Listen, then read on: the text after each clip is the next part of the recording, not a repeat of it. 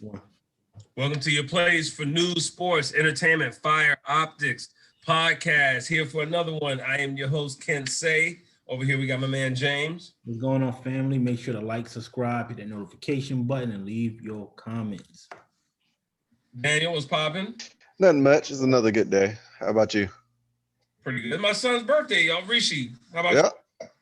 Happy birthday, Nation. you? Yeah. My son's turned Wow. 6 today, growing on up. My wife Congrats. birthday tomorrow. Yep. James' wife is February.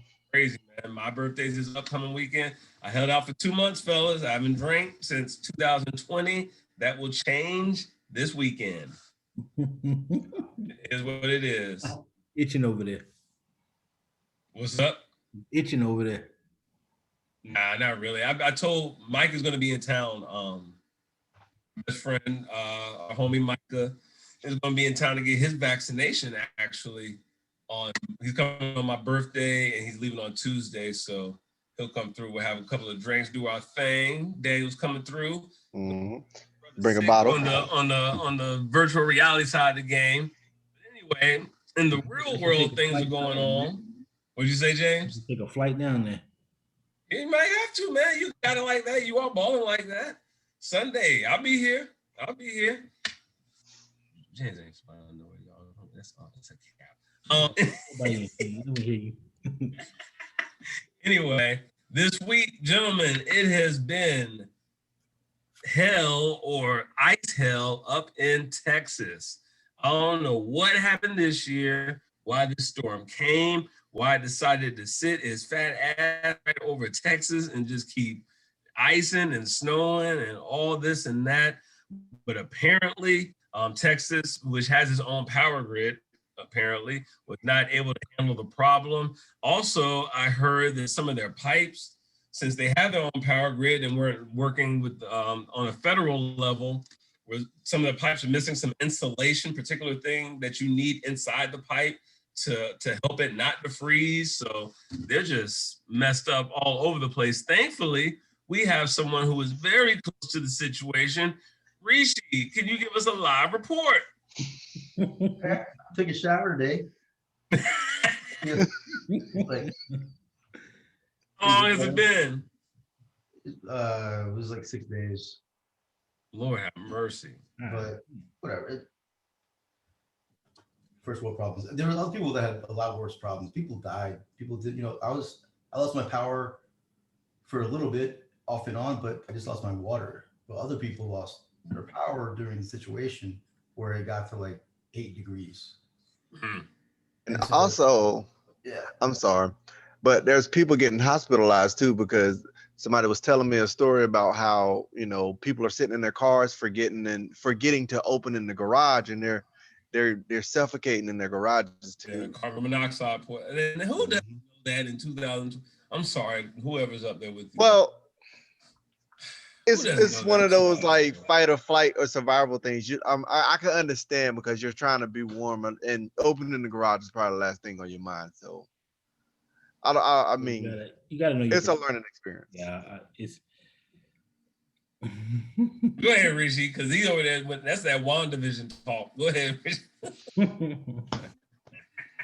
No, it's true that there were a lot of ancillary deaths and suffering that happened because of this thing. So basically, everyone's talking about the polar vortex, whatever.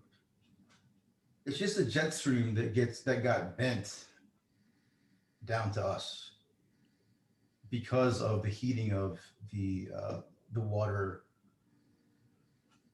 at the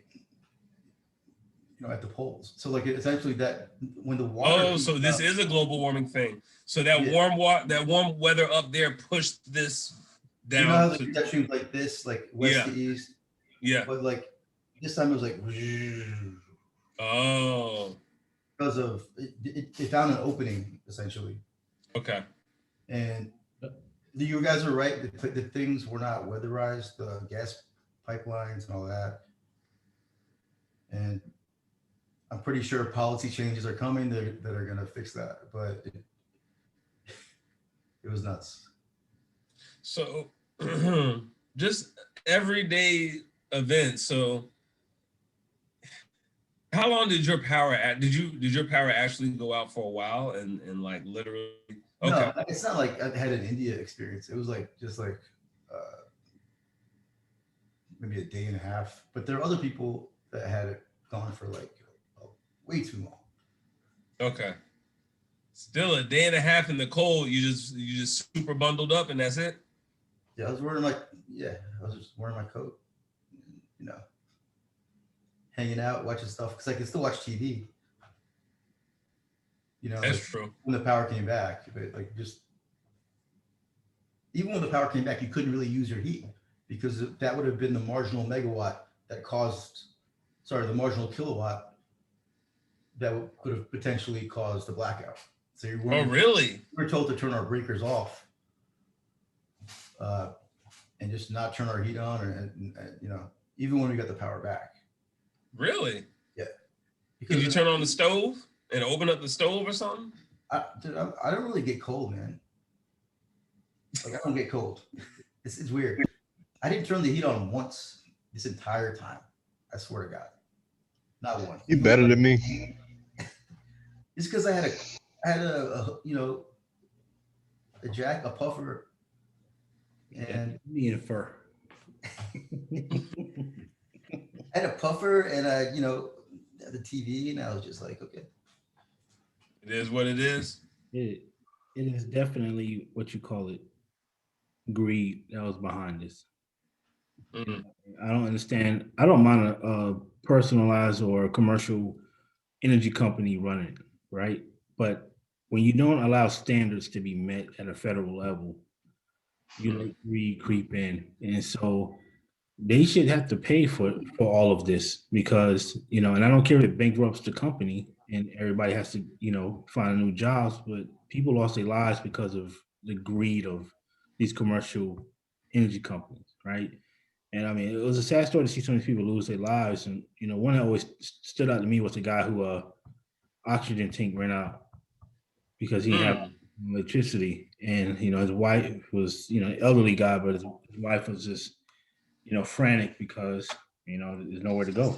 There's no electricity nowhere. So without his oxygen tank, he died. And so it's a funny thing. And Daniel just mentioned that the mayor is resigning, but that doesn't change the situation. You know what I'm saying? And so I know investigations are going on, but you really have to make an example out of these energy companies, and you know, I was gonna say y'all know why he resigned, or did y'all hear what he said? yeah, I already No, said I didn't see hear what he said. What he Hey, said? which mayor are you talking about? go ahead, Well, the mayor pretty much sent out. I think he sent out something talking about y'all need to stop looking for handouts or something along those lines. Oh, Yeah. that So dumbass! I saw that. That was the mayor of what city you're talking about? wasn't it Must be Houston or small something? town. No, it couldn't have been a big city. Please don't I tell think me. it was Houston or something. It was one of Houston. It was one of those cities that was big. and No, his wife also got fired. It was Ken Paxton. Huh? The AG said that, and then he also tried to blame it on windmills freezing, which is bullshit. But I need to find out who that mayor is because I think it's a Hold small, on, I got it. because Houston would not put up with something like that. I mean, it is, but it just goes hand in hand on what these. It's like I said before, man. If you don't know how to prepare yourself for these things, especially in this day and age, man, you kind of setting yourself up, right? And you look at these. Go ahead, Daniel.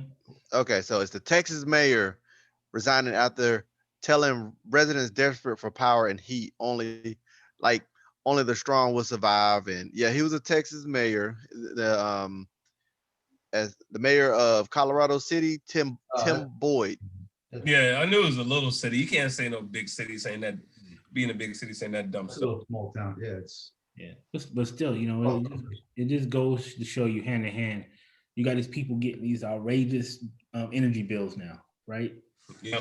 The highest one I've seen was 17K, right? Mm. How in the world are you going to charge somebody when there was no power on, right? And then the small population that did have power, why are you charging them, 17K for your mistake? you know, and they have They to allocated the power that wasn't being used by everyone else to whoever had power. Is that what you're saying? the only people who had power was the electric company. I thought they said that the rich people in Texas had power too. Yeah, they did, but they didn't get charged those elaborate bills. Mm. So Ken, do you remember when you came to Austin? Yeah. East Austin was mostly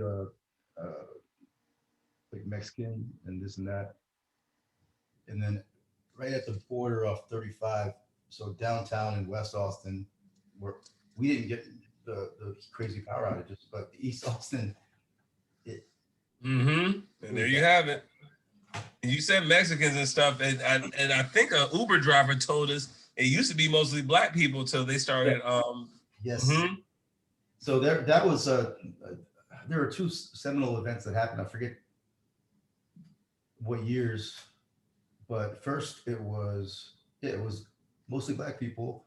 There's a place called Rosewood, and there's other places around there that have historic black connections. I think there's an HBCU over there too, like a really small. Like Prairie View or something like that.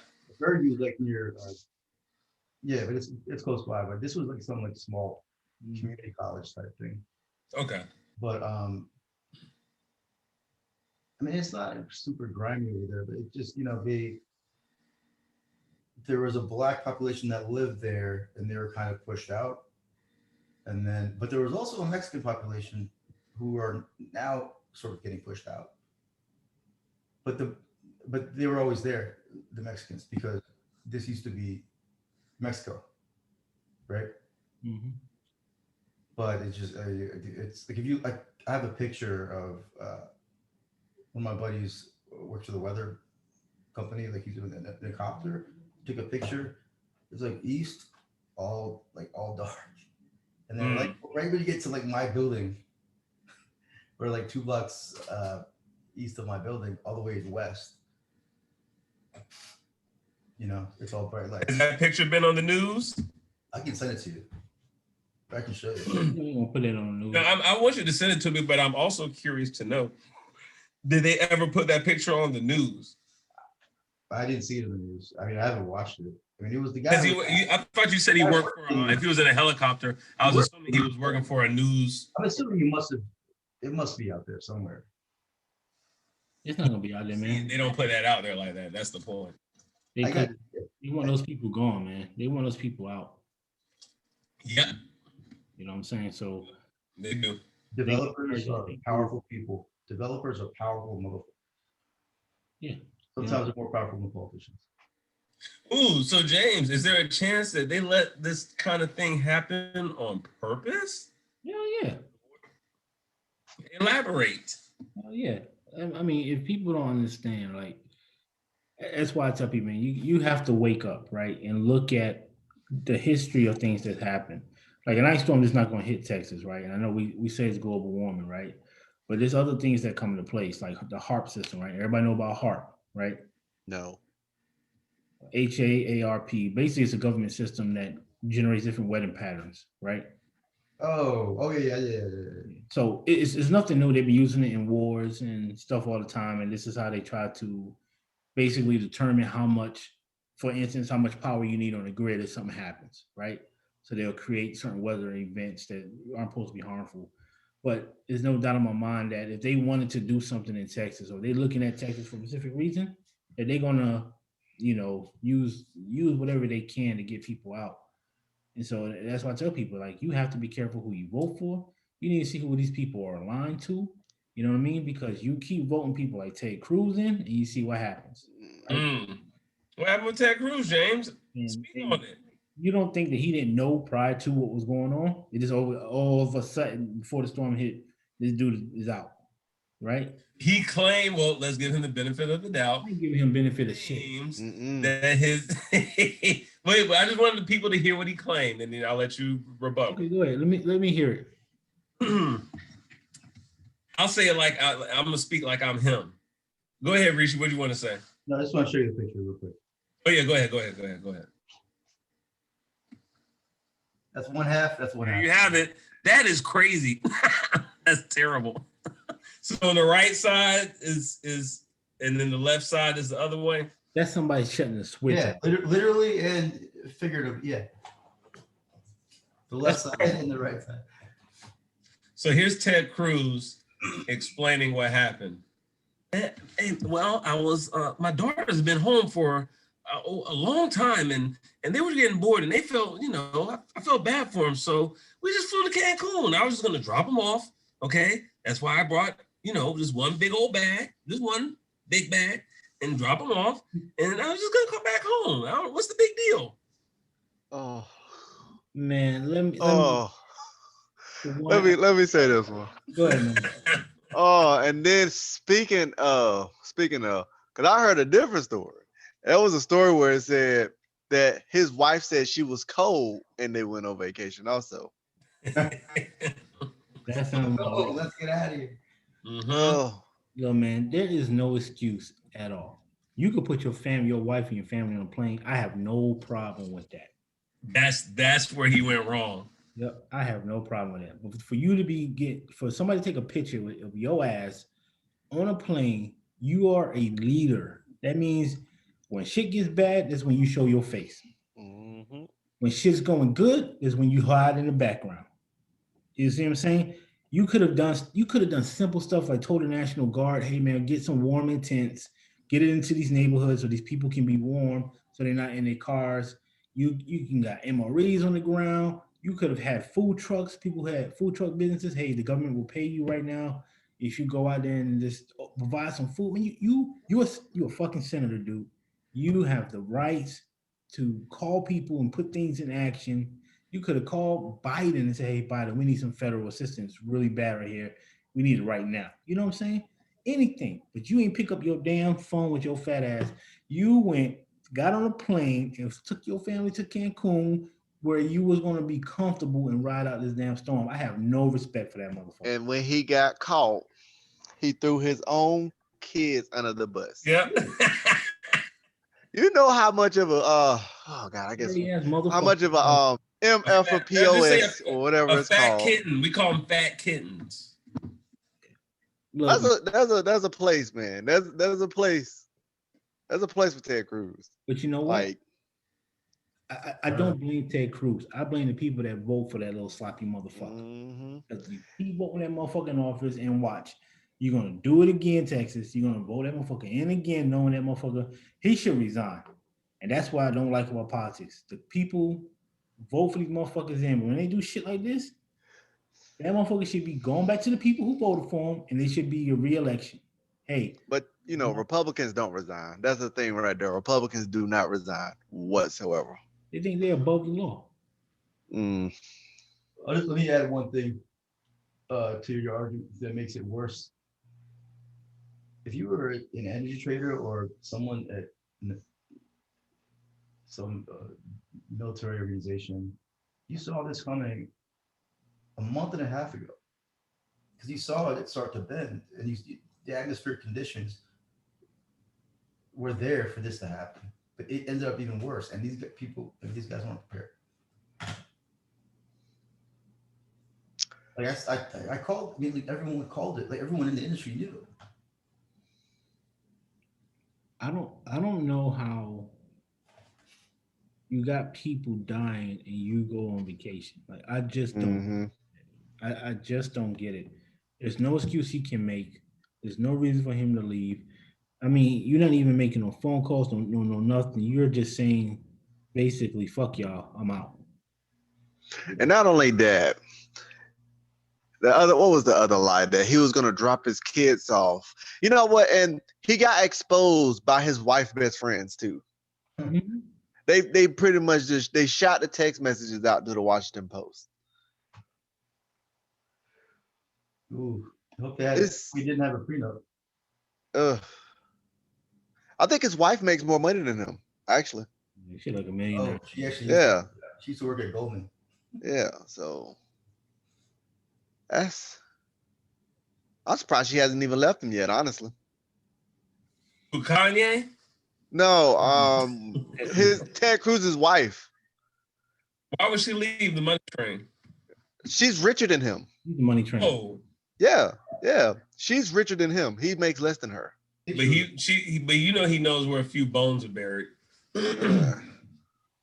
He a lawmaker, man. So she may have more money, but he got more power. Mm. Oh, yeah, there you go. That sounds like a perfect business arrangement marriage, where if she has a lot of equity in a company, he can make certain rules. They do that all the time. Mhm. He's some crooks, man. But yeah, it's sad what's in Texas, man. My heart goes out to those people. Definitely. And I wish them the best. So Yeah, and guys, I didn't suffer, man. I was fine, but a lot of people did. Yep. a lot of people did, man. For the people that lost their lives, man, the leadership there needs to be accountable, man. It's too often that they just not accountable. The blood is on their hands, and they need to pay for that. So, but let's move on. Let's talk about this Trump 2024. Ain't gonna happen. We can go by. Now, Oh, we talked about this. We'll keep this one short. I know everybody's done with Trump, but said it in the beginning. I say it again. They should have impeached that month. They should have impeached him.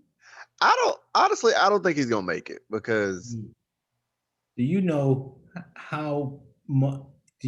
First of all, who's going to run against him that's going to win? well, that's if he doesn't go. I mean, that's if he doesn't go to jail first. Because let me just a couple. We'll say a Merrick couple. Garland. Merrick Garland. Well, we won't say Merrick Garland. We'll throw Merrick Garland out. Let's talk about the phone call with Georgia and how they're getting together a grand jury for it. Then you have the people in what is it, New York, who actually Supreme Court rejected Trump's plea to not have his taxes given, but they're about to get like 8 years of his taxes. Then you have Michael Cohen actually talking with prosecutors right now. So you don't think none of that's going to stop him, or you don't think he's going to go to jail before 2024? No, not Trump, man. This is one thing that people don't realize about this dude, man, is how well he's connected. Mm.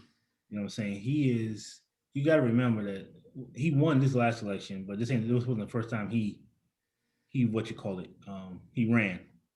And two, I think he's one of the top three donors to president's elections. So his money runs deep in all of these politicians, dude. That's why the Republicans are scared of him. Another one who knows where the bones are buried. That's when James said he has a lot of connections, Daniel, that doesn't just mean good relationship connections. That also So I know what you did. I know what you did. Yeah. I know what you did, Rishi. I know what you did. And you also got to remember, man, Biden got the most votes ever in history, but Trump got the second most votes ever in history, and it was a close race, man. So, How about a little rebuttal to what you just said? I think that if we were just talking about corporations and money and all this and how crazy it is and the corruption, he's toxic to corporations because corporations are going to lose half. They lose half their customer revenues because he's such a crazy bastard. Only if people know he's actually invested in a company, though. No, but I'm saying no, not that. I'm saying the companies that would have maybe supported him can't do that now because it's not economic. It's not in their favor. Like they won't survive. It's not a safe bet. The companies don't got. This is where people get confused, right? Every company could bash him. This dude still got the second most vote in the history of the election. You don't think them people coming back out? Nobody's going to vote for 80-year-old Biden. I'm sorry. And aren't there a lot of people that donate to both sides anyway, Rishi? No. So if you're looking at, like, say, for example, like Goldman Sachs or a big bank, they take the aggregate of everyone's kind of sort of donations. And yeah, some people are this, some people are that, but mostly they're all liberal, at least over there in New York. But the issue here is that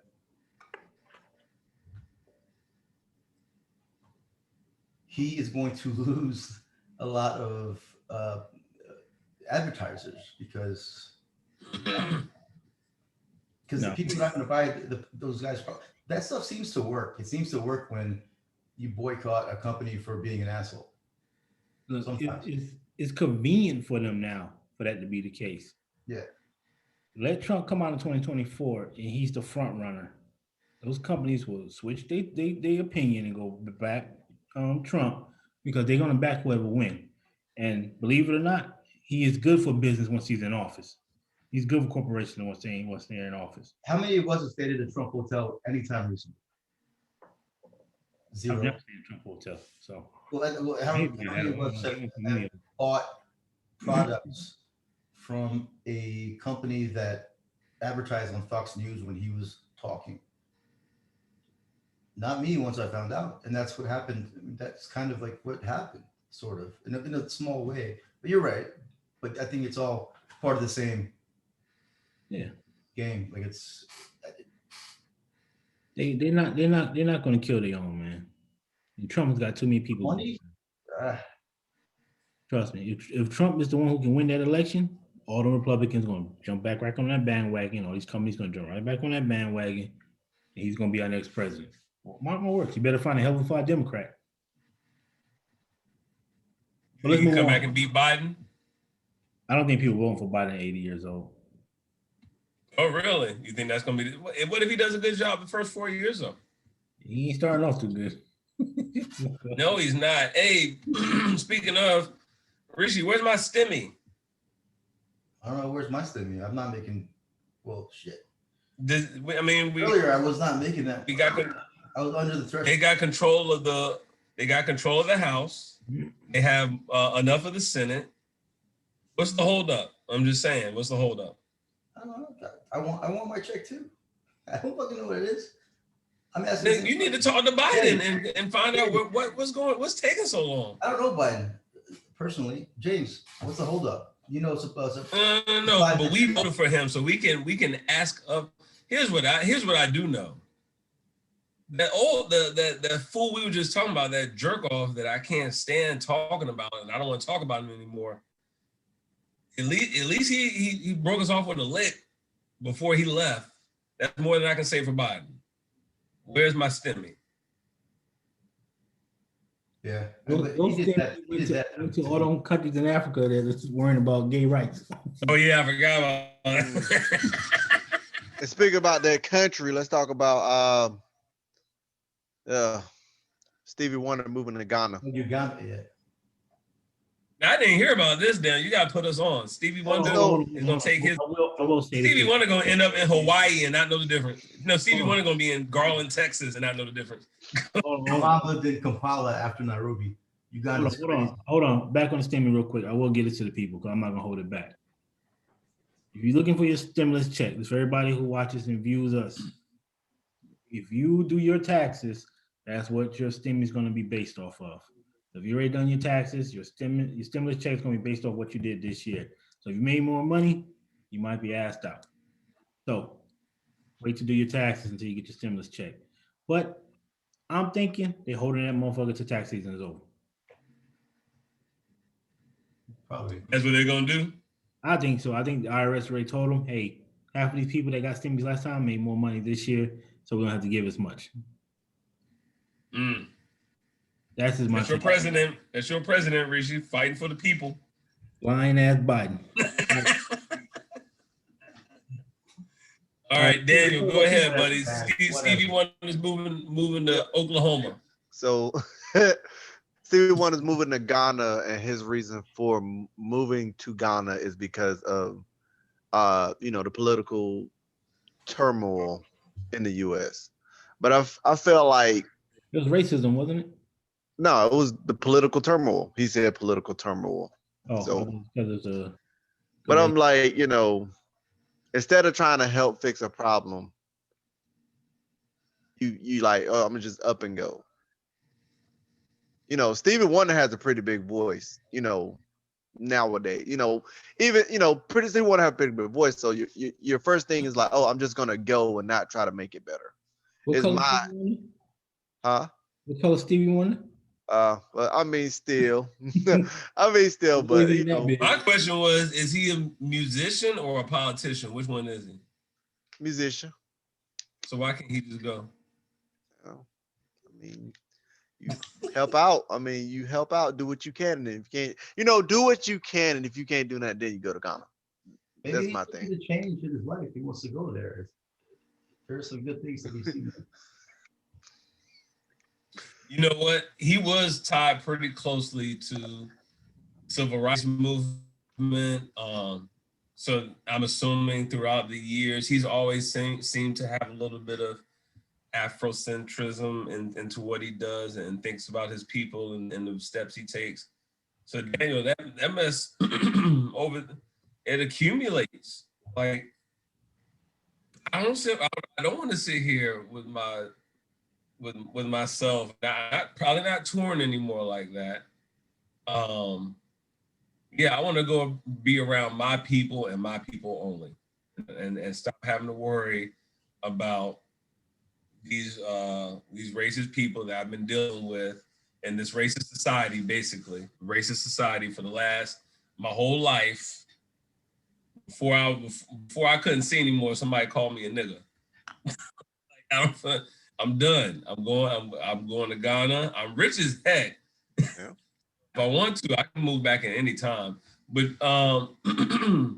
yeah, me personally, I understand what you're saying as far as staying and helping out others. But in my opinion, you can either bring some people with you if you want, or you're Stevie Wonder. You go over in Ghana and set up your own Black community, and then be like, hey, some of y'all want to move over here? You can come. We're starting a new America. People over here with my resources, because that's the thing, Daniel. Why, if you have the ability to go anywhere you want, why try to do something pro-Black here when you know what they're gonna do? You know You know they're gonna mess. Steve Garvey? Steve Garvey, though?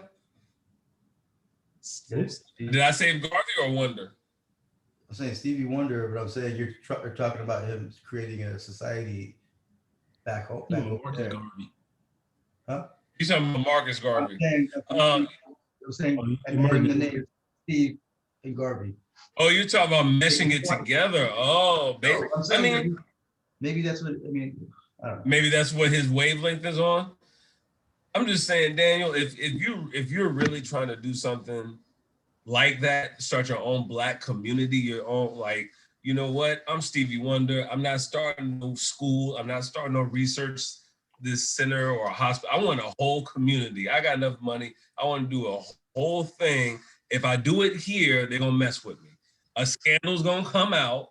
They're gonna talk about some girl that both of us were blind, but I bagged it, where I was beating on somebody. Or you know what they're gonna do? That's what they did to Cosby. I'm about to buy NBC, and I'm about to have this sucker lit. And the Black man's about to run NBC, and there's gonna be a whole bunch more Cosby shows. You're gonna see a bunch of Black excellence all over your TV. And they said, nope, we're gonna bring out these old receipts with these haggard-looking chicks that will come out the woodworks to bring them down. Now, am I saying Bill Cosby is not guilty of certain things? No, I'm not saying that, but I am saying this. It's not a coincidence that he's about to make a major purchase like that, and then all this stuff comes out. That's not a coincidence. And if you're Stevie Wonder and you're really trying to do it big, you know what it's going to be over here. You don't even feel, let me go to my people. I hopefully that's where he's coming from, in my opinion. Yeah. I mean, I think we all should start thinking like that, you know. Yeah, I understand what you're saying, but we're not gonna win over here. You know, we're just not. We're not together enough. We don't have enough resources. You know what I'm saying? We're still fighting amongst each other, and they still own the infrastructure. So I understand where he's coming from, and like Rishi said, you know, Marcus Garvey, you know, he bought those 3 naval ships to get us all out of here, and the FBI, you know, did him wrong by giving him some old rusted, broke down ships when we was trying to leave. So, you know what I'm saying? They don't want us to leave, and they don't want to treat us right. So what we gonna do? We are still in a hostage situation. More by choice now. Is that what's that Florence Nightingale effect kind of thing? That's what Black people are in America. It's a long time hostage situation. I hate to say it like that because I have the freedom to up and leave if I really wanted to. Syndrome. Stockholm syndrome. Yes. Good job, Rishi. I have the power to leave this country if I wanted to individually. The problem is, as a collective, we are being held hostage. That's the thing. Because I personally believe we are more important to them than they are to us. I've said it before. We are the dog. They perform as the flea, as the tick, and parasitic relationship. And it's just like how much damaging we are to ourselves. It's just like Herschel Walker, right? Goes to the committee that is building reparations for us. So there's a committee right now that's supposed to be designing how African Americans will get reparations, right? He goes and tells them, don't do it. You know what I'm saying? Because it's not going to do anything, right? And so I'm with you, right? Hey, man, look, that's what, to me, reparations is not something that is wrong. It's something that is owed to us, right? They said this, that they was going to do it, right? So if it's wrong to give us reparations, then stop paying all these other countries who went through horrific things money. You know what I'm saying? That you had nothing to do with. You know, other people getting reparations from us. I ain't gonna say no names, but other people getting reparations from us that what you call it, that we ended up saving. You know what I mean? Like how the hell you get reparations from us and we want to save your ass? You see what I'm saying? But our own country can't honor their word and give us what they promised they was going to give us for the horrific acts they did towards us. So eventually, we're gonna have to decide: are we gonna leave them alone, or we're gonna continue to be, like Richie said, Stockholm syndrome? But that's my take on it. What we got next? Hold on a sec. What exactly did Herschel Walker say? He said something along the lines that it wouldn't be beneficial to give African Americans reparations. No, that's not what he said, man. You've been messing up. Here's what he said. Reparation bad for black folk. We need preparation H in our armpits. And Oh shit. was that terrible, Rishi? Was it that bad? Oh, Look, man, he said it wouldn't be beneficial to give African Americans reparations. He went on a long soliloquy with how he was friends with Trump and took his Trump family to Walt Disney World or whatever place it was, and how he understands that it drives segregation instead of Yep. Reparation equals separation. That's what he said. Yep. Reparation equals separation. So look, you know when somebody beats your ass enough and what you call it, it's not Stockholm syndrome, but you try to get on a good side, or you try to do something to appease them so that you become cool with them, right? So they leave you alone. I forgot what they call that shit, but that's kind of what it sounds like. What he's doing, like he's trying to be cool with the other side, so that when shit hits the fan, he has protection. You know what I mean? So James, let's get into. How old is he? No, he's always been a coon. He's always been a coon. But let's talk about what's been happening to these coons lately. So, well, not happening to these coons, but the facade of basically based off of last week's vibe of Black Panther, Fred Hampton, Jesus and the Black Messiah, that whole movie. So it turns out, we find out earlier today or yesterday, was it, the dude that really assassinated Malcolm X left a letter. Yeah, he left a letter that he didn't want read until he died. So he happened to die. Either he died yesterday, he died recently. So this was now an open letter available. And he said, I worked with COINTELPRO. I was responsible. The guy who they said killed Malcolm X did not kill him. It was me. I'm giving this note to my cousin. It's been on my mind for all this time. I think the world deserves the right to know what really happened to him. Blah, blah, blah, blah, blah, blah. So, yeah. But was it still the Honorable Elijah Muhammad's orders? Excuse me? Was it still Elijah Muhammad's dude that did it? No. This is a guy that worked for the government. He said, work for the government. Now, here's what he did, actually. Here's what he did. I don't know how he presented himself. I don't know if he came as, I don't think he presented himself as a follower of Elijah. Remember, Elijah Muhammad, his crew wasn't like, it's not like he could send a spy among Malcolm because Malcolm and them weren't messing with each other like that towards the end. Remember that? So this guy was able to get Malcolm's two main security guards off the beat. Like somehow he got them in trouble, got them arrested. Something happened where he got them basically at the Autobahn away from Malcolm, and then he was able to be closer to him or be that close to the stage or whatever. So his regular security detail was sent off by him somehow, and he said he's the one that actually fired the shots and whatnot. Now, Dick Gregory said a long time ago that he's got the autopsy. He said he got information on Malcolm and Martin Luther King. So in terms of Malcolm, Dick Gregory said in the autopsy, he had possession of the photos or whatever. The bullets come down like this from the balcony, not the way that it's portrayed in movies like and stuff like that. He was like, the people that were shooting right at him, he was like, those are dummy guns. The real bullets were coming from the balcony. And you know how Dick Gregory used to be, James. He cuss you out while he's saying this. I got the motherfucker right here. Yep. I'm the only one that knows because I got the proof.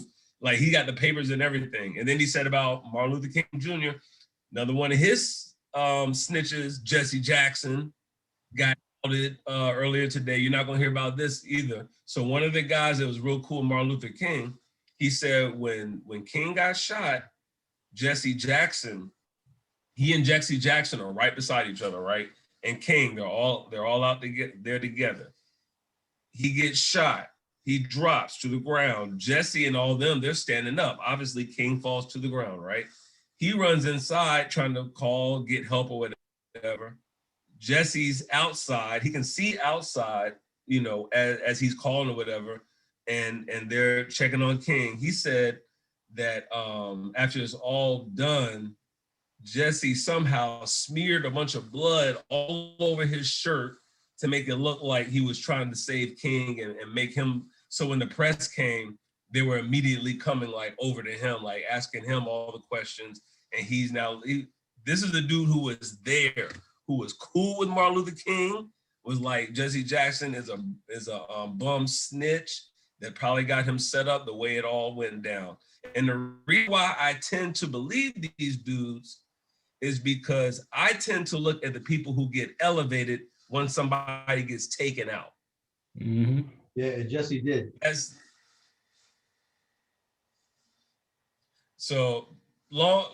said all that to say this. It seems as though we're finally getting a push for bringing all these coons out to the light and kind of just having a new day of looking at them. Like, it's not cool to snitch on you, because that's our problem, Ricky. James, Daniel, and I know that in our community, it's the crab in the barrel, cutthroat. There's always a bad apple that ruins the whole bunch kind of thing that goes on. That's our main deal. We can't take our whole people and go somewhere because there's too many of us, percentage-wise, who are going to drag everybody else back. And most of those people are these coons and these sellouts and these people that get elevated that we talk about a lot. And we ain't got time for that anymore if we want to move on as a people. So I was probably really long-winded that. Y'all go ahead. Yeah, Malcolm was on his way to, not Malcolm, Martin's on his way to moving us away from the country too. And that's why he had to go. Mhm. So anybody that talked about, if you talked about the elevation or the empowerment of our people, you got to go. Remember, that's what somebody mentioned about that movie the other day. When J. Edgar Hoover was talking about Fred Hampton in front of all those COINTELPRO people, wasn't one of the pictures of him with the free lunch program or the free breakfast program? Wasn't that one of his? It's not like he said it like, but isn't that what he said? Kind of, he had him up there and he's like, this guy's presenting himself as a black messiah or whatever. But the point is, when you're someone who's trying to meet the basic needs of black people and which will, as a teacher, I see it every day. Kids who are well nourished, kids who get enough sleep, kids who obviously don't have a TV in their room, so they're not up all night, all this kind of stuff. There's a certain look in their eye when they come to class. And the kids who don't get enough rest, who don't get enough to eat, and blah, blah, blah, they're starting off here, other kids are starting off here. And as a black person, what Fred Hampton did, trying to give the basic needs and necessities to kids, because he realizes that is going to elevate us as a people, having the youth start off foundation on on a great setting. That's why COINTELPRO looked at him like, this is the real dude we gotta take out. He's trying to help the kids. Mhm.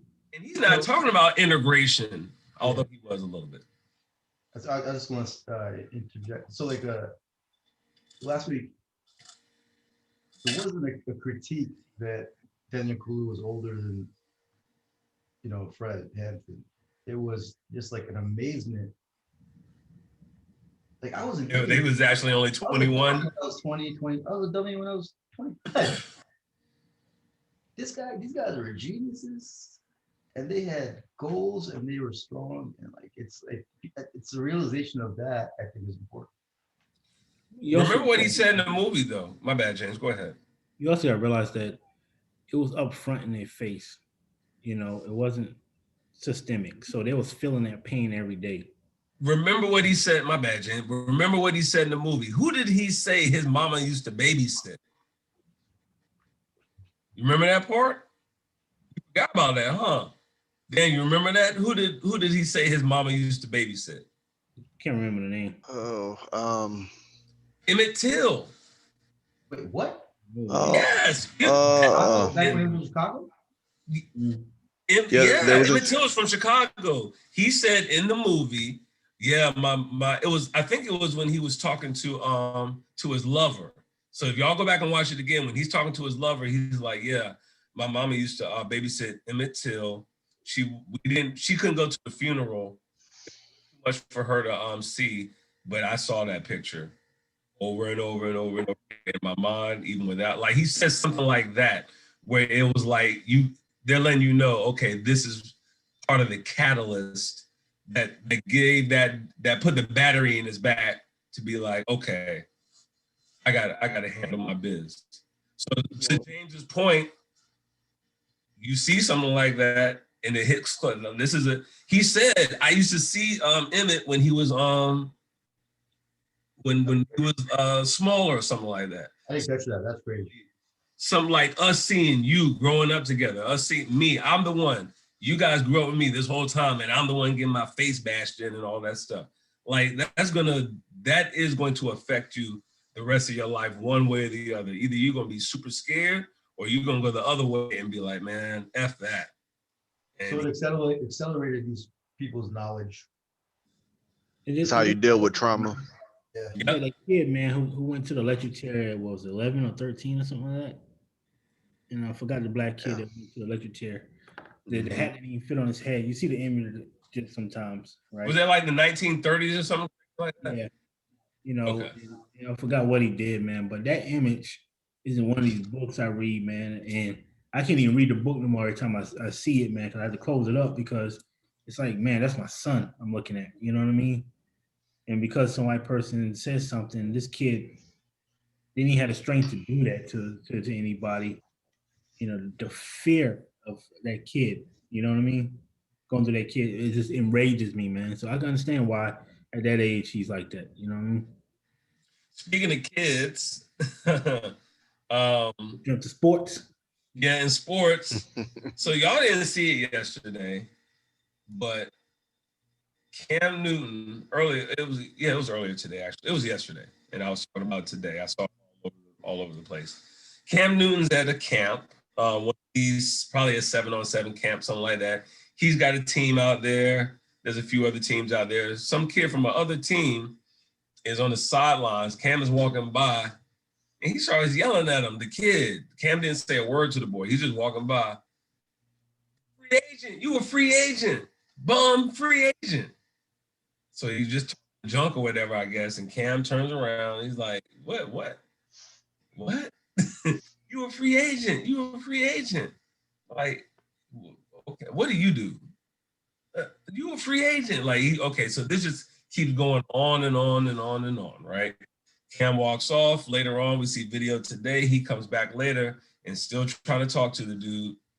And the dude still being disrespectful. Spit like right, not towards his shoe, but like one of those spits that you don't do when you talking to a man, you know, or I'm gonna take it a certain, it's basically, I may have to swing on you, that kind of spit. He did that. He kept on, and Cam's like, yo, where's your father, man? Like, like, and he's smiling. He's like, yo, I just want to have a conversation with you. And this kid kept on saying, he's probably 14, 15, 16. He kept on saying the same stupid thing over and over and over again. So allow me to say this, young people, never burn bridges. Mm-hmm. Ever. Not even young people. A lot of old people burn bridges too. I just say, we got to just say people in general. People in general? People in general, because that was one of the first things I learned as human resources. You never burn bridges. Ooh. Never burn bridges. No matter how much you hate a person, you never burn a bridge, because you never know. Mm-hmm. That one person can do that one thing. Small world. You're right. Teach you that in Keep the Army it- quick, man. Don't Yeah, burn no keep bridges. it to yourself. If you hate them, keep it to yourself and just move on. What they tell you in the Army? You gonna bury them. If not, Now that's a bar. That's a bar. I like that one. If you're gonna do it, man. Ain't no half stepping in the Army. you know has to be. You don't know when you But, gonna. I mean, you guys talk about. We can show just a snippet from it, just so you can kind of get the vibe of it. But just discuss. James, you have teenage daughters. Your kids are older than what, and so you've seen more of the kids around this. Where's the respect level nowadays as comparison to where it was in the past? Is it really as terrible as some might think, or is it kind of, oh, never mind? Well, it's what you call it. To me, it all comes down to home training. Mm-hmm. Right? I can tell when a kid is entitled the moment I talk to them. You know what I mean? Because they don't look you in the eye. They just walk right in your house. They just know, sir, no mister. You know what I'm saying? Or, oh, Mr. A, like, yo, I didn't give you the permission to call me The Mr. right to get, yeah. You know what I'm saying? If I Yeah. like the kid you're promising, I'll give you that type of leeway. But I'll let you know. Yeah, it's just, sir, so I can understand some of that, right? But then I can understand the kids who are just getting in honest trouble, what I call honest trouble, right? And so I guess, because when you get on them and it's honest trouble, you always get this. And this is how I know when a kid is being raised right. They'll put their head down immediately. You go, yo, what the fuck you doing? They'll be just like this. Sir, you know what I'm saying? Because they're embarrassed, because they understand that they're wrong. Okay, that's just honest trouble. You're a kid, you're young, you're going to do that. We all did dumb shit when we was little. But in this particular instance, man, I think it's becoming more of a habit with kids of privilege to feel entitled, like they own that person because They may have been a fan, or he's right there, and I just want to flex my muscle, right? But this is the thing I tell my daughters, right? I said, I always want you to remember where I came from when it was noodles and peanut butter and jelly sandwiches. You see what I'm saying? When the refrigerator wasn't stocked like it was, you know what I mean? When you gave your shirt down to your sister, and we didn't have subscription clothes coming to the door. I always want you to remember that day, because you're gonna leave this house and you're not gonna have dad's money floating around you. You're gonna have to make your own way. And if you're entitled, that's the quickest way to get people to distance themselves from you. Humility always wins. But remember, don't let nobody run you over. You see what I'm saying? You stand your ground and you do what you gotta do, but you be respectful. So in that situation, man, that kid's gonna get what's coming to him, because is the one of the biggest lessons I ever learned is when you make when you make what you call it, a scene about yourself, you don't know who's watching. Mm-hmm. And you were running to somebody one day when he was like, man, I remember that kid from somewhere, man. Yeah. What it was, man, but I don't like that kid for some reason. And you never know who's around watching you. And so here you go. Let me see. I'll turn it up as much as I can unless I put it on the speaker. Let me know if it's not loud enough.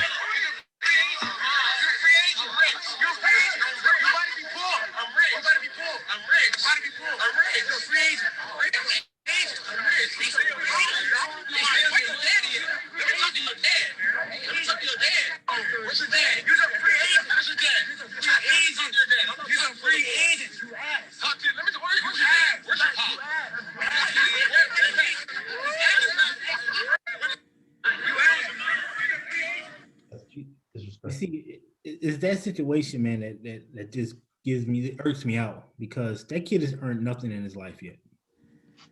You know what I'm saying? Like, to me, if I was Cam Newton, I'd be like, look, man, dude, I'm too wealthy, I'm too established, I made it to the NFL, I worked my ass off, right? And for somebody to discredit, what he's doing is discrediting everything Cam Newton did in his career. You see what I'm saying? And so if you wasn't saying that when he was in the Super Bowl playing against Denver, why are you saying it now? Because he said it on social media. Yeah, exactly. But here's the biggest thing. Everything's gonna come to an end for somebody. You ain't gonna be on the top forever. This ride I'm on, I know eventually I'm gonna have to retire. I know I can't do this forever. You see what I'm saying? You can't play sports forever. Cam Newton can't do it forever. Father Time's gonna catch you. That kid is one injury away from never playing a sport again. When shit like that happens and people talk shit like that, that's that karma that comes and gets their ass. Mm-hmm. And now that's a real thing. You better watch out for that. You know what I'm saying? You better watch out for that. Big believer in karma. And on top of that, guess what you made yourself now, buddy? Now we don't know what kind of position he plays, but if you play wide receiver or running back, idiot, guess what you just made yourself?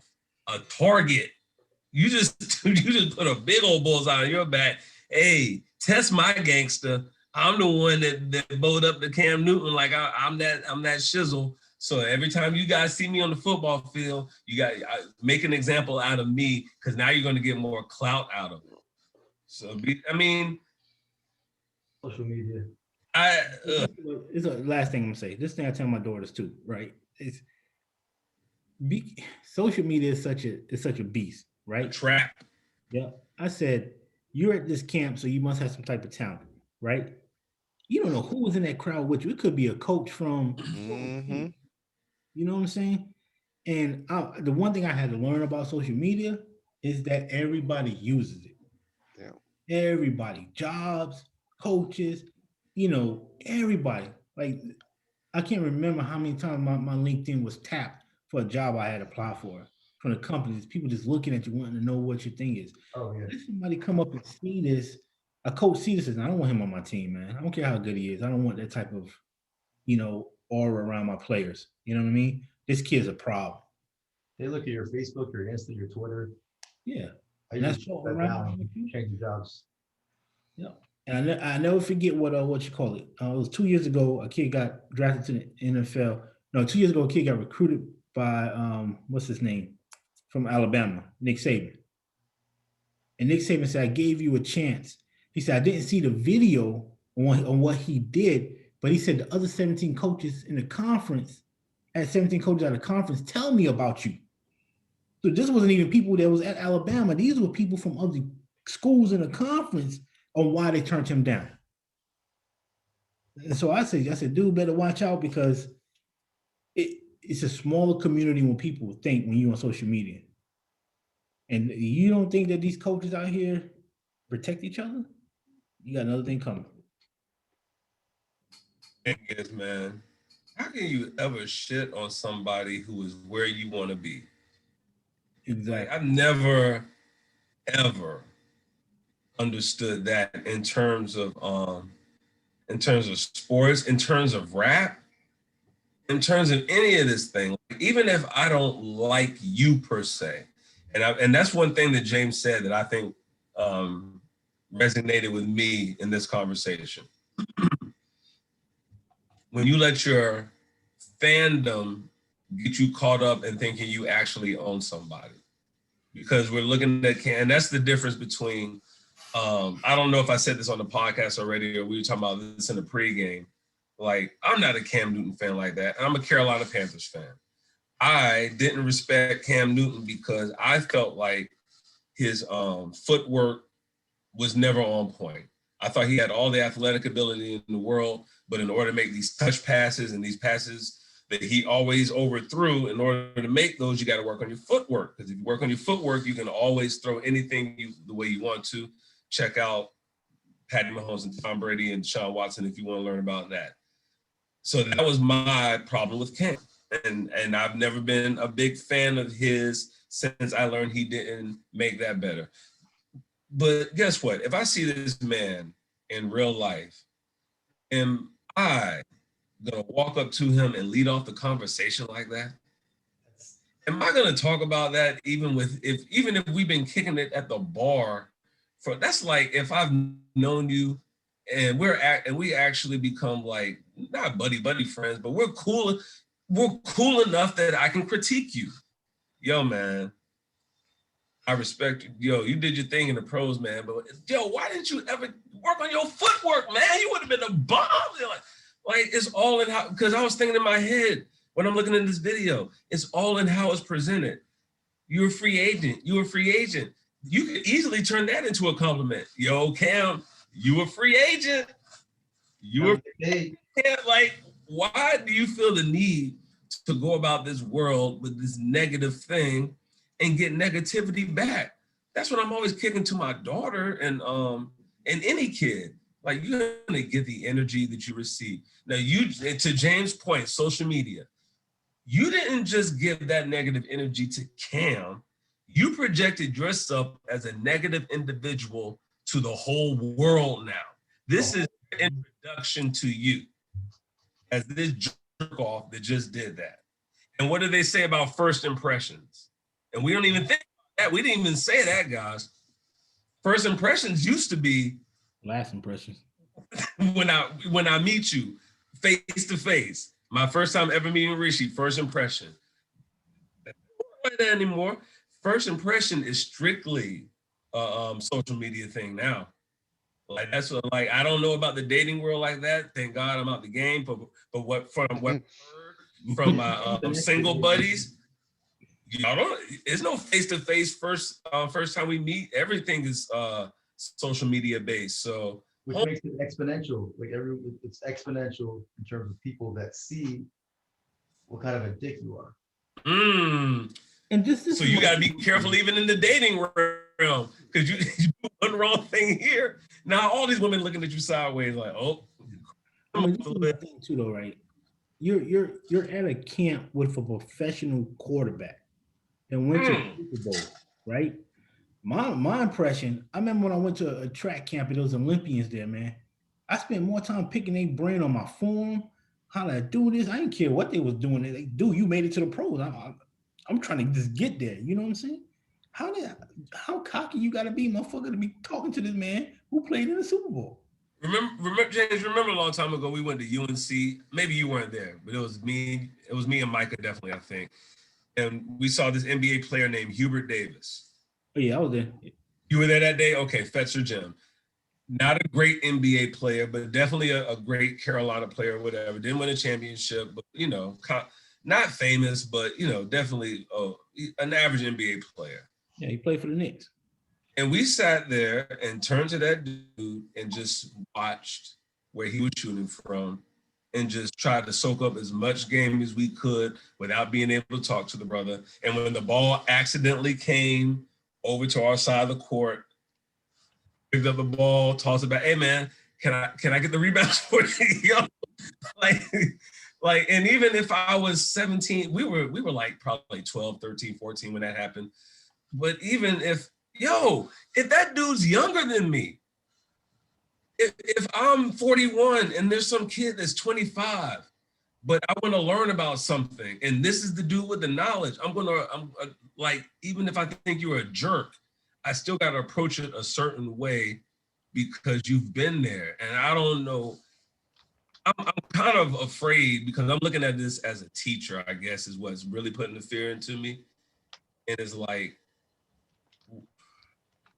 how can I teach these fools when y'all think like this? When this is, you know what I'm saying? Like, I don't know how to motivate you now. Like, what really motivates you is fuck shit. No, I mean, you gotta do like the Army does it, man. You want to listen? You want to listen? Okay, get in the truck. You don't? All right, get your ass in the office and buy. You know what I'm saying? I mean, you just don't. The ones that want to learn are gonna learn. You know? That whoa. Say that. Slow that one more time. So you said in the Army, if you don't want to listen, you don't want to listen. You getting in the truck to go where? Back home. Mm-hmm. The fuck out. They don't know. Yeah. We don't play that shit, dude. We have very little patience, dude. Yes. Like, you don't want to do it? All right, got you. No problem. We'll fix you. Man, you let a young kid come in the Army with that entitlement, and you be like, "Hey, man, go take the trash out." And they be like, "I ain't taking no trash out." Okay, bet. Don't worry about it. I'll be happy to go take it out. Meet me here at 7 a.m.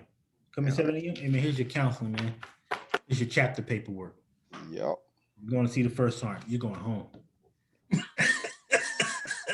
Wait, is that a dishonorable discharge too? It'll probably be other than honorable. It's up to the Okay. commander because you get there's honorable, dishonorable, and then there's a general. Most of the time, because I've seen a bunch of chapters, and one of my homeboys, he was legal, but most of the time it's up to the discretion of the commander. If like he said, hey, we had a guy who, well, he would have been fine, but he had a real bad drinking problem. So sent him to ABC, came out, did it again, went back to ABC. But literally, it's literally up to what the commander thinks. Like, he can just, because once you get a dishonorable, like, it's done. And most commanders don't want to like completely end it, but you'll get a general or other general discharge. So Yeah, and that shit ruins your life, man. yeah, That's what I'm saying. Does this show up on your record? Yeah. No, when you apply for a job and they say, hey, we need to see your DD-214, Mhm. you gotta show them that DD-214, and most jobs takes that serious. If you got anything other than the honorable, you probably won't you won't get that job. So that means everybody need to go to the Army then. Not everybody. No, but Not listen to me. Is that why these other countries overseas make everyone go to the Army for at least I think it's 2 years? I think it's 2 years. Yeah, 2 years. The majority of these other countries do that. Yeah, but Israel does. I don't know about any other ones. Is that why they do that though? I mean, it's a sense of pride in their country. That's why they do it. That's true. It's just and we're 100% voluntary. So Yeah, we're if you decide to come to the Army, it was your choice to come. nobody drug you, or your parents may have kicked your ass out, so you came. But you hear all kind of reasons why people are in the Army. You know what I'm saying? But that's a rabbit hole. Sports, James, what we got to talk about with LeBron? Wait, last thing. Go ahead. If you guys remember the name of this guy, he was high school basketball star in New York City, and he was in a camp with Kobe, and he started talking shit about Kobe, like during the camp. Remember, there's a documentary about he's from Brooklyn. I got it from. Oh, Lenny Cook. Yes, Lenny Cook. He's from the Bronx, I think. But yeah, I remember Lenny Cook. I used Lenny Cook as one of my cautionary tales as a teacher. Yeah. So yeah, he's one of those same things. I don't know what. Yeah, but he was good I mean, you got to be a badass motherfucker to talk shit to Kobe, man. in the camp. No, this was before Kobe was Kobe, though. He was just becoming Kobe, actually. Yeah. But see, Jay, it's different. If we're on the field and I gotta get at you, then me talk. If he's the defender, that's no problem. Yeah, that's what I'm saying. And I want to make that distinction. Yeah, that's back down for nobody. But this random, I'm walking down the sideline and you just barking. So here, let's let it end on this. Young folk, definitely holler at a brother. Have conversations. Tell me what's on your mind. I'll listen. All that disrespectful stuff, man. You messing up blessings. That's basically what it comes down to. Because a blessing I give out blessings. I really do. As much as I can. I don't get paid that much, but I do. Daniel gives out blessings. I know Rishi does. I know James does for sure. And there's a lot of dudes out here in this world who love to run across young dudes who are on point and feel like, oh, this dude deserves my time and respect. So don't mess up those blessings, for real. LeBron James, what's up with him? Yeah, let's end it on LeBron, man. So you know what? Let's switch it. Let's not even talk about LeBron. I want to talk about this Draymond Green conversation. Okay. And we'll say that LeBron got a pass, man. Stop doing that foul, dirty shit, man. And be back hurt because of you, motherfucker. All right. Now let's talk about Draymond Green, man. And what's your impressions on this conversation he had? So, and this isn't sports. This is sports related, but this isn't about sports, right? This is about the treatment of workers in a corporation, right? Because this is basically what it is. And when I first heard it, I was kind of like, well, I don't understand. Then when I heard the whole conversation, what happened, I said, yo, that is fucked up, right? And so basically Draymond got mad because Andre Drummond had to sit out the game, right? But they still expected Andre Drummond to go sit on the bench with the team because he was getting traded, right? And so Draymond was saying it's not fair that when a player does this, like James Harden, who wanted out of Houston, he gets labeled as an outcast, a dirtbag, or whatever, right? Because of what he's doing in Houston, he wasn't really playing full up. But when a team does it to a player, they're doing a smart thing, they're coordinating their future and everything is just like that, right? And a player is supposed to suck it up, right? And so something Shaq said made it very important to me. Is like, these players aren't finding out they're getting traded. This guy came to the game, didn't even know he was getting traded, suited up to play the game, and they pulled him off while he was warming up, saying, hey, you're going to be traded. And Shaq was talking about how one time he learned that he was getting traded at a gas station. People know that you're getting traded before you know you're getting traded. You know what I mean? And the double standard that is being played. So a lot of NBA players are mad about this because it is a double standard how the owners can just be like, okay, we're going to trade him. And don't really tell the guy, just treat him how they want to treat him. You can't play no more games, sit on the bench. When a player demands a trade, they're all of a sudden a dirtbag. So is this a double standard in the NBA? And I think it really does need to be corrected. Of course, my action is, we need our own league where we ain't got to worry about these owners acting like this and treating us this way. But don't know. What do you guys think? You're right. If we had our own, then, like they say, they don't care about you. Get your own, do your own. Because I'm pretty sure if the players now went and got their own, people will watch it. Yeah. If we watch the big three, we'll watch the NBA. But that's a long way down the road. To me, Draymond, as usual, said what needed to be said. And just keep on. If they're gonna treat players like they do Andre Drummond and Griffin, and okay, we're gonna trade you so you can't even play anymore. Just sit on the bench, sit here looking like a dummy, whatever. If they're gonna do stuff like that, then the players should continue to do stuff like, I know I still got 3-4 years left on my contract, but I want to get out right now. I know this player is playing over here and that player is playing over there in Brooklyn, and they already stacked, but I want to go over there and play with them too. So y'all keep on doing that. We just gonna balance it out. That's the way I look at it. So now obviously the media controls a lot, and they're gonna say what they gotta say about situations.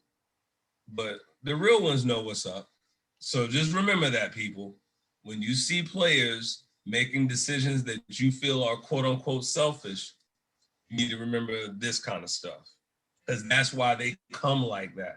And there's so many, imagine all the things that we're not privy to. These are just the stories we hear about. Like somebody was talking on inside, not inside the NBA, it was a podcast about the NBA. But it was a reporter saying, man, if you all hear 5% of what really goes on. It was like, you don't know the crazy fights in the locker room. Who was it? It was somebody y'all really would be happy to hear about. But it was Raja Bell talking to someone that used to play on the team when Shaq played. No, it was Bomani Jones was on Raja Bell's podcast, and Bomani Jones brought up stories that he had heard about the Phoenix Suns from back in the day. And like they had the Amin Hamed, what's the guy that used to be on ESPN, James, the Muslim dude? Amin Jimenez. You used to be on The Jump. You know what I'm talking about? Yeah, I don't remember. A dark Middle Eastern looking dude. What'd you say, Richie? That was Ethiopian dude. I know what you're talking about. Yeah, like an Ethiopian dude. It was him who was on the podcast. My bad, not Bomani. He was the one telling these stories. He was talking about how they used to. He's fun. He's hilarious. They used to make them go out to the rookies. Shaq and them made them go out to a restaurant and just sing these random songs that were based on whatever stereotypes basically that a person has, drunk in front of like the whole restaurant. People getting in fights in the locker room. Shaq them put somebody to sleep in a headlock after a game. One of his own teammates came up barking about something that happened in the game. And Shaq was like, yo, you better chill out. And he got up in his face, boy. He said Shaq just quick, whoop, put him on to sleep and laid him on the floor. right in front of somebody's locker. It was and stuff like this that we don't hear about. And I think someone mentioned this in the trade scenario situation where it's to the players. We don't think about this as fans, but as the players, you are in the locker room. And when player A is on the trading block, he's still in the locker. His locker is here. You may be here, and he may have some beef with some dude over here. So now you got like these itty bitty fractions based off of pre-existing relationships. And then when people are about to get traded, it adds on extra stuff. So outside looking in, we don't see all that. We just think of it as, okay, Drummond's gonna get traded now. But that's just even more toxicity that gets added on to particular situations. And it's like, why not? All you have to do is not send the dude out in the game and keep him in the uniform, have him sit on the bench. Like, just send him home so he can be with his family. Yeah, something like that. Exactly. It's just like, why have him out here looking like a goofball? Like that doesn't mesh well, and it shouldn't. So, like I said before, players keep on being selfish. They keep doing it. The owner's gonna do it. So. Yeah, basically. Yeah, it's a wrap, peeps. It's a wrap. What you watching? You watching WandaVision over there?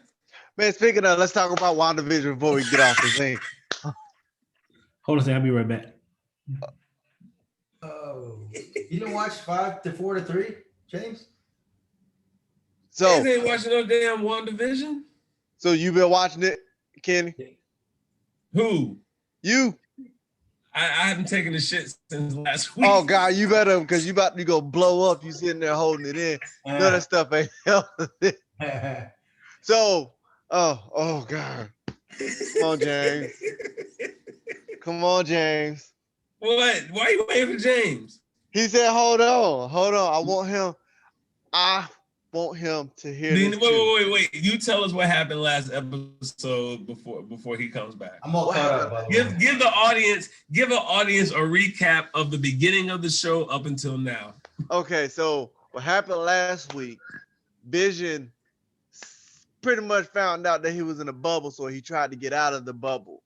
And then Wanda found out that he tried to get out of the bubble, so she made the bubble bigger and caught more people into it. Come on, James. I gotta see it. Come on. Yeah, So is she this a wants- literal bubble? So she her wants to mind create creates. a world where everything's perfect. And she'll do Yes, anything to everything's perfect. She's living with Vision. It done had kids and like everything's going like it's supposed to. keep- the And kids are like, aging at you know, 3x normal. yes, rate. the kids are just aging up fast. Now little kids have like superpowers.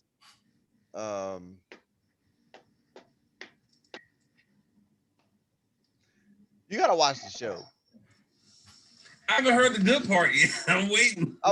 It's slow, man, but like, okay, here we go. So And wait, Jane, it's okay because when he's done, we're gonna talk about a real show coming on tomorrow. Go ahead. So, okay, basically, we finally found out who's instigating all this stuff. So we done found out who the villain of the show is, and I'm gonna leave it at that because if I tell you, then find out who's the villain of the show.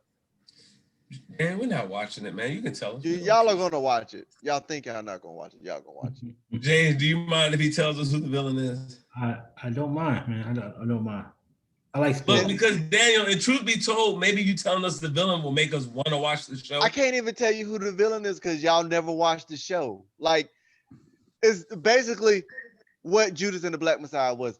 That's who the Vision. Am I right? Who? Anybody? I Nobody think watched the show. Yeah, that's a good. Right. I already know. Watch this, James. Watch this, James. The villain is that crazy neighbor that lived next door. Wrong. Look at that. They don't even watch the show and know exactly what's going on. No, it's not true. What y'all talking about? That's not who it is. Look at this. That's how sorry this show is, James. Look at this, James. Look at this, James. That's not who it is. Sherlock Holmes out this mother sucker, man. Who is Look the at crazy that. neighbor? Who's the crazy neighbor? No. No. Who's the crazy I neighbor? got him. Look at that. Look, I need to go roll some dice right now. But you're not even You understanding it. It's so much more than her just being the crazy neighbor. Wait, what? See, I told you, James. I knew it. Look, it's so easy. Gotta stop talking like that, man. Yeah, no. Yo, look, Daniel, let's be honest. We talked about this, you and I, in my home, I believe, weeks ago, that after watching the first episode, you can kind of tell that neighbor next door is obviously looks like she's probably going to end up being the bad guy. We talked about this. You gotta watch the show to understand it. But here's the problem. She's not the villain, Ken. Huh? She's not it. Oh, she's not it? Okay. Yeah, You gonna lie right to my face, huh? She's not it. Yeah. It's more there. And then old girl gets superpowers too. And I ain't gonna tell you. Don't lie to me, man. You're not a good liar. Just watch. Just watch the new episode. All you need to do is just watch that one episode. Just watch. What is it? Episode 7? Just watch episode 7. That's it. That's all I'm telling you to do. Just watch episode. I can't. You know why? Why?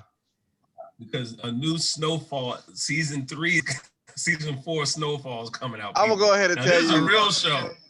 Y'all can't watch. Uh-huh. Y'all can't talk about that until I watch it. I have to. I have to catch up on these 3 seasons.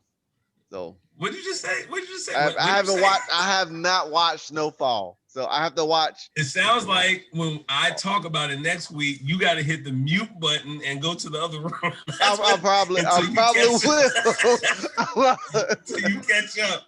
That's what it sounds like. And no, I can't Can I wait give for you you one 3 hint? seasons. It's based on historical true events. It's based on actual history. The show is. Slightly based off of. Yeah. But it's an extremely entertaining show. I can tell you about what actually happens that's entertaining. You got crackheads running around hitting people with roller skates. You got this drug dealer buying tons and tons and tons of cocaine from this white boy with a scraggly mustache who doesn't know where he's going half the time. Half the time he's up, half the time he's down. And his best friend or his partner at one time got her brains blown out in one episode. Like in season 2, you thought she was going to be a part of the show. See, this is the difference between WandaVision and a good show. Okay? James, when that chick I'm just talking about, that brunette, got her head blown off, and like, I think it was like season 2, episode 2 or something, did you have any idea that was coming? Nah, that was wild, man. You know what I compare this show to? Power. Oh. And Daniel, I'm not gonna spoil it for you. Don't worry. I still want you to go back. We ain't gonna say nothing. Because it's so entertaining. Knowing what's gonna happen is not gonna matter. It's one of those shows. You need to watch season 1 though, man. Definitely. You gotta start from the beginning. But that's the kind of shows we're talking about, my brother Daniel. A show so good, you can know what's gonna happen and it's still gonna be off the hook. Look, I'm just a big Marvel fan. That's all that is. I want to watch all the shows. Watch all of them. I just want to watch all the shows. So when the movies come out, I can watch the movies and follow everything. That's why I watch it. And yeah. I'm right there with you, man. Thank you. I want to watch all the shows too. I'm going to watch all the shows, no matter how terrible they may be. I'm going to watch all the shows. All right, we got to wrap it up. Was that a confession? No, I'm not saying that it's terrible, but I'm just saying, let's say Falcon and the Winter Soldier comes out and it's terrible. I'm still going to watch it. I'll probably watch. You got too much time on your hands, man. I mean, not anymore. Shit. Sound like you need a hobby. Don't be going to watch. I got a hobby. I gotta watch these shows. I mean, that's like 30 minutes. Like I can spare 30 minutes. I feel you. I can't spend another second. Peace out, y'all. Good night. All right. Good one.